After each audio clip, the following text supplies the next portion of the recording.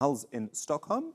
Leah Harding's here. Hello, Kamal. Not intentionally wearing blue and yellow, I'm sure. Nope, Just a coincidence. not intentional.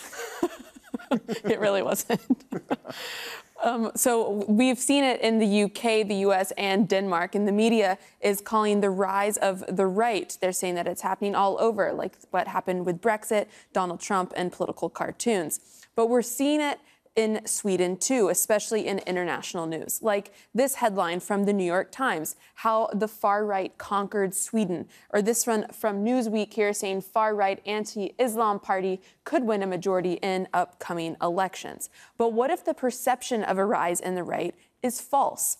James Savage is a journalist and wrote this article for the local Sweden. The headline, Sweden's election is being misreported abroad, and this is a problem. Savage and another Swede responded in videos. It's very easy for journalists who come here on a one-week reporting trip to paint a dystopian picture. It's simple, it's easy. But the fact is, the truth is much more complicated. Remember this.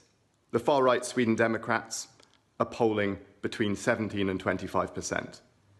Even if they do better than this, they still won't form a majority. They're not the only party doing well. The far-left former communists are doing well, and the centre party, the Liberal Party, are doing well as well. Remember as well that Swedes are not just obsessed with immigration.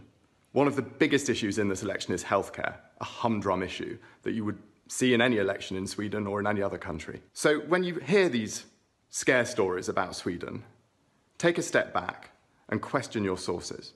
The far right will certainly grow in today's Swedish general elections, but it will not be a dramatic change of Swedish politics like in Trump's USA or in the United Kingdom after Brexit. The big challenge for Swedish parties is to combat segregation and discrimination, which has been the reasons for this rise of the far right to a large extent. To be clear, Social Democrats are, in fact, the second largest party in Sweden here at the moment, with polling in at just about 20%. They're the third blue square there. But they don't have enough to get the majority, at least not yet. With that, we have, though, seen posts of anti-immigrant sentiment online. For example, a woman posted this picture saying she was approached by a political candidate who handed her this brochure. In Swedish, it says, "It's time to go home," with a little airplane there. Kasim, though he is a Somali, he posted saying, "Dear fellow Swedes, stand up against extremism and hatred as you vote today. Sweden has been a light in a world that is becoming darker and colder for immigrants. We wish you a peaceful election." Now, if you are in Sweden, do let us know what you think. You can write me personally at Leah Harding AJE, or get in touch with us with WhatsApp and Facebook as well with our hashtag AJ Newsgrid.